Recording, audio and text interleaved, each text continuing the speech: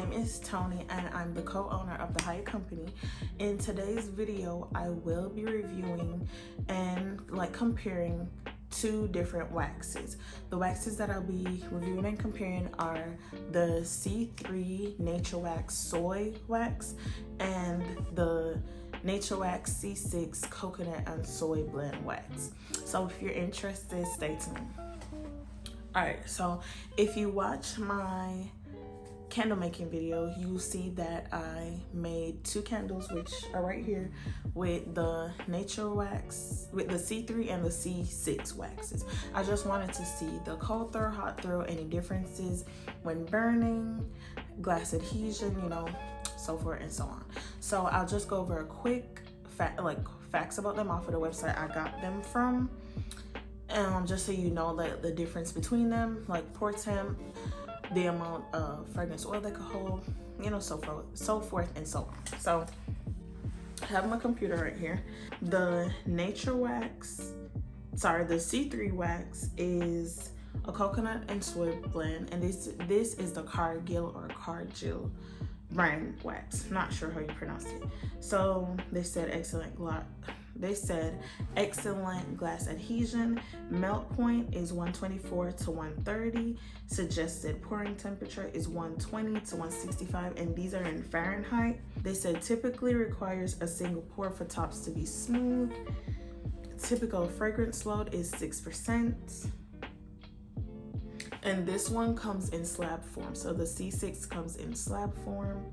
They said heat wax temperature is between 160 to 200. And also for the fragrance load, they said typically 6%, but 7 to 10% with 7 to 10% worth of fragrance oil is possible while using additives. But there's also no additives required to make a candle.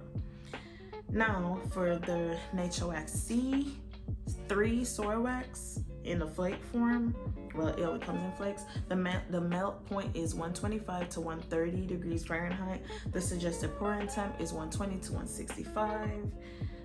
It says the same thing about excellent glass adhesion. It should take one pour for it to have a smooth top.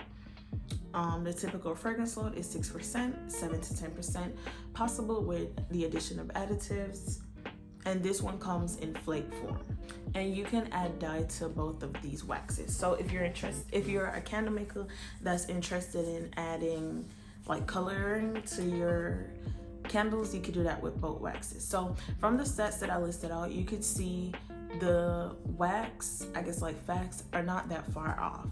So it's it's a couple degrees worth of melting points off. They both say excellent glass adhesion. Which one should you choose? So I'll include a couple of clips of what the candles look like while they were drying or after they finished solidifying, how they looked on top. So a couple things I could note about the C-3. So first we'll start with the C-3 soy wax.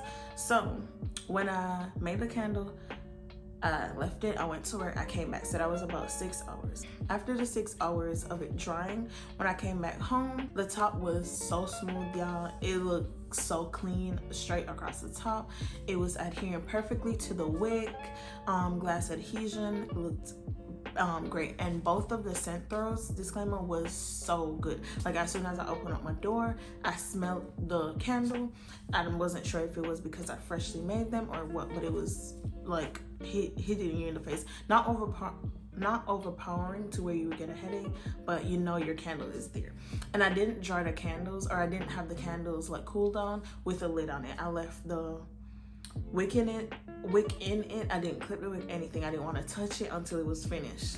Okay, so that was for the C-3. For the C-6, when I came back home, I realized even though it had a smooth top, it looked like a little, I don't know, it kind of looked like oil was seeping through the top, but it wasn't, kind of. I'm not sure if it was, but it kind of looked like oil was seeping through the top, even though I did use 6% of fragrance oil in both candles. So both of them had excellent glass adhesion, smooth tops, except for the C6 had a little bit of splotchy looking. So whatever, I said I'm not gonna cut the wicks yet, I'm gonna wait till tomorrow. So 24 hours of course passed, I came back to it, and everything was looking the same for both candles, except when I picked the C-3 soy wax up, it had like a little sink, but like a little crack type looking, you know. So of course, if you wanted that to be perfected, you would have to use a heat gun, but I didn't use a heat gun, you know, because it was just for testing purposes, and I'll just be doing a burn test afterwards. So what I would recommend is, if you see like any bubbles or anything, stick something in it, or like stick like a little stick or something, or like your stirring little stick in it to dig the hole all the way to the bottom, to make sure when you're heating it up, it's filling those, you know, holes up. The C6 candles still look the same, everything. So now by the third day of it just sitting there, I'm telling you, like, I'm not playing with it, I'm not cutting it, anything, I realized that the C3 wax was coming off of the glass, while the C6 was still stuck to the glass. So I was like, wow. I didn't touch it. It's not like it was shipped somewhere and it was being moved around. It just came off of the glass. And in the video, I was saying, like, I set my house, or set my apartment to 70 degrees because I seen this girl say she found that was the best temperature for our candles to be made in. I did the same thing, and I didn't change the temperature for days, and it just came off. So I was like, okay, cool, whatever. So yeah, as these candles sit right here, I'm not sure if you could tell, like around this is the C3, you see like is coming off, but right now I'm in the process of doing like a burn test. So that like whenever you heat the wax, it kind of goes over to the side and kind of closes that gap. But then if I leave it to dry too long, it'll come back off. And then this is the C6, and you see perfect, like it hasn't come off the top, anything, you know.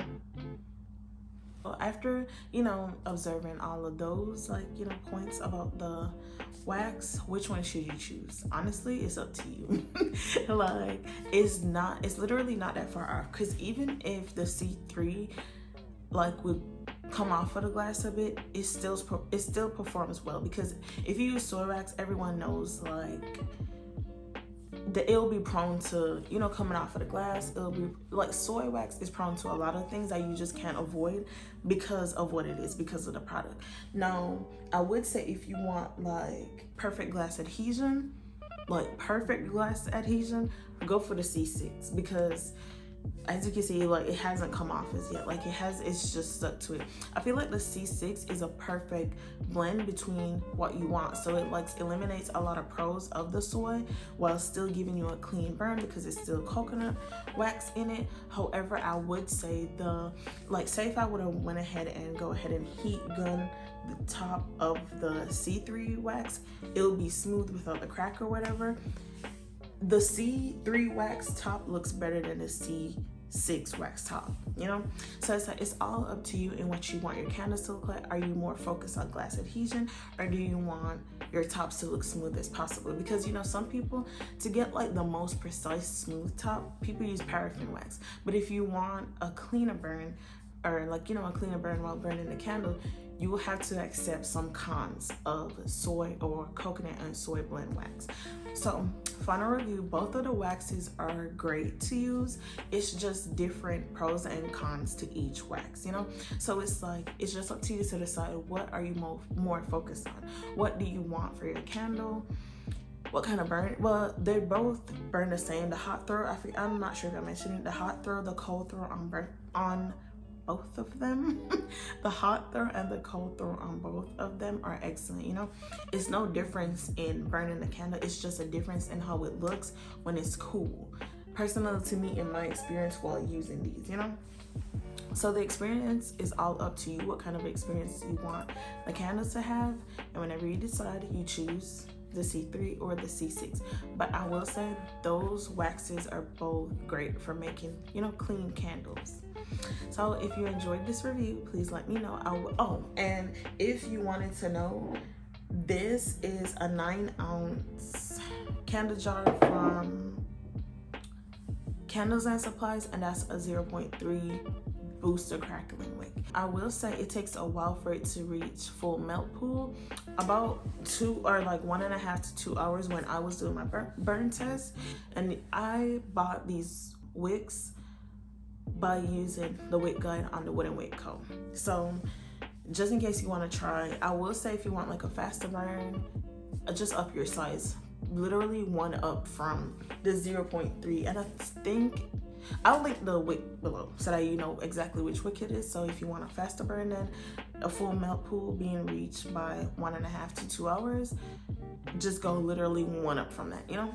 So if you enjoyed this video, don't forget to like, comment, and subscribe. Don't forget to watch our other videos in our entrepreneur series, and I'll see y'all in our next video. Bye.